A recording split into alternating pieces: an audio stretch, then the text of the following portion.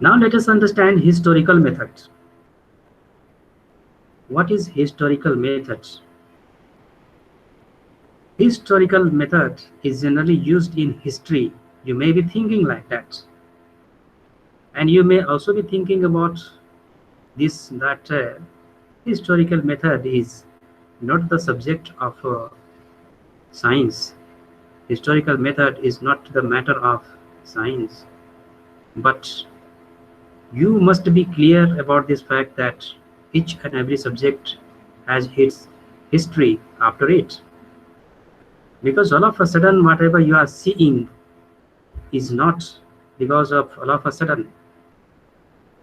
Whatever you are looking, whatever you are observing, have not been produced in a go, have not been produced in a second, but it's been taken a time to investigate. It has taken a long time back to come to the present. So you and we must look back for the sake of investigation of new things. So history is that event which has happened in the past.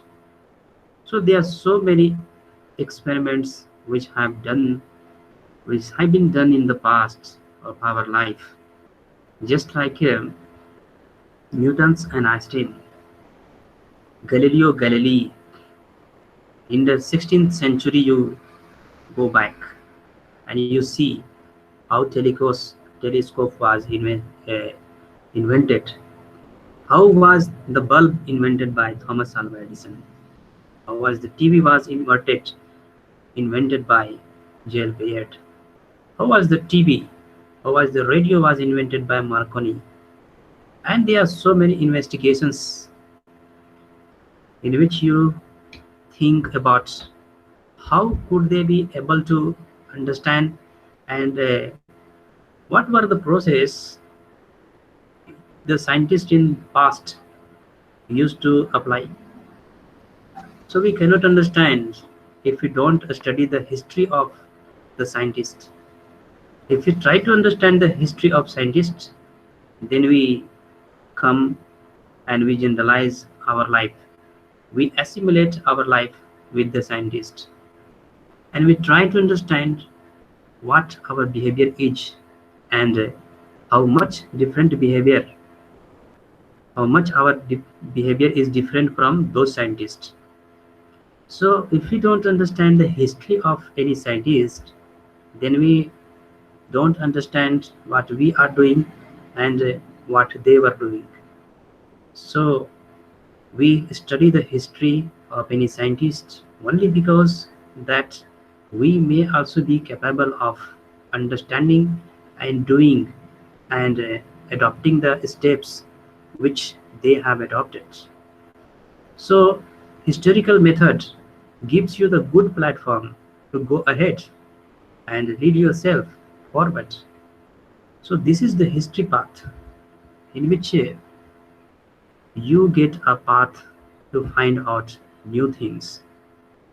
So this is the historical method in which we enable the students to listen the story of any scientist.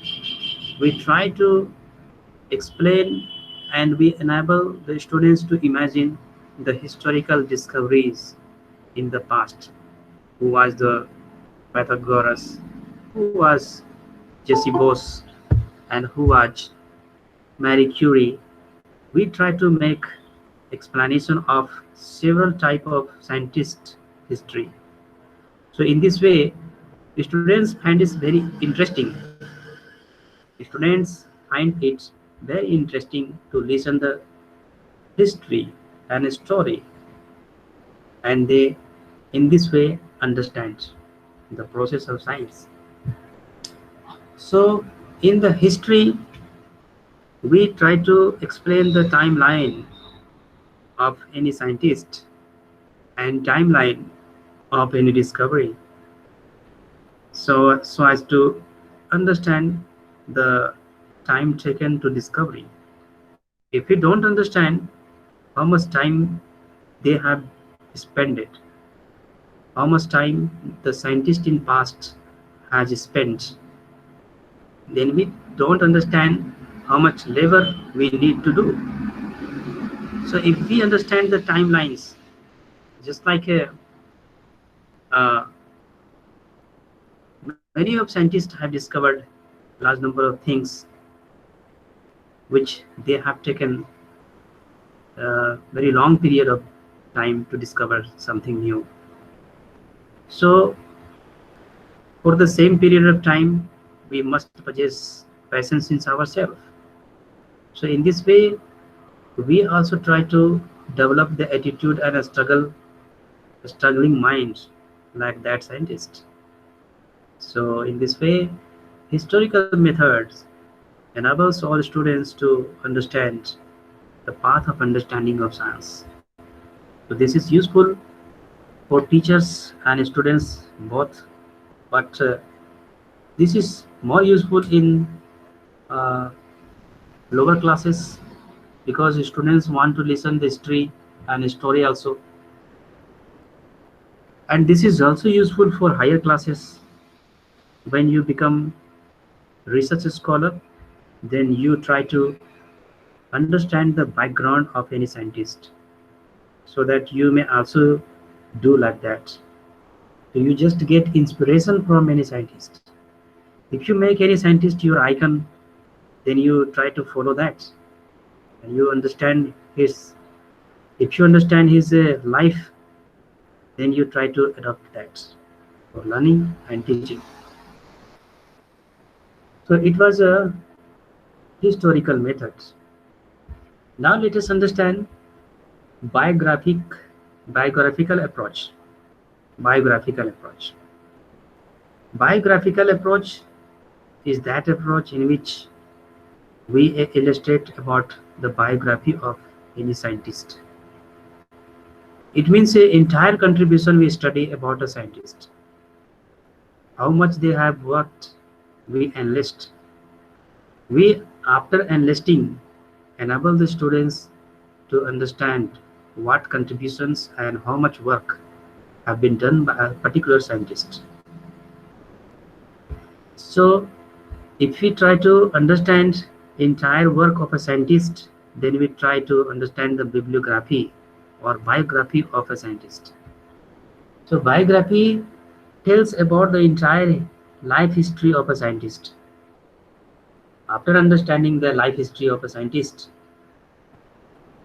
we try to understand their attitude on science or scientific attitude, scientific aptitude, and scientific interest. So this is nothing but only to know about the historical life. So historical and biographical approach both are collectively taken. We take it together. Only difference is that in a historical method, we just tell about history. That is not essential for us to make it explanation in a visual form and making their all contributions. But in biography, we just collect all the details in a page and enlist all contributions. We try to understand ins and outs of a scientist. So that is the biography. If you write yourself, watch your biography, then you will be stating about your childhood, you will be stating about your family background, you will be stating about your social life, economic status, your educational status, your cultural values, your ethical values, your aesthetic values, and your spiritual values and intellectual values, scientific contributions, and many other things which you have spent in your life till now. How many subjects you have studied, how many objects you have created, and how many scientific paper have you written down. So these all constitutes your biography. So biography is not built up in an empty vessel. Biography is constructed by means of your work. So all the works are enlisted of a scientist, and by means of that work, we try to understand how much work have been done by the scientist.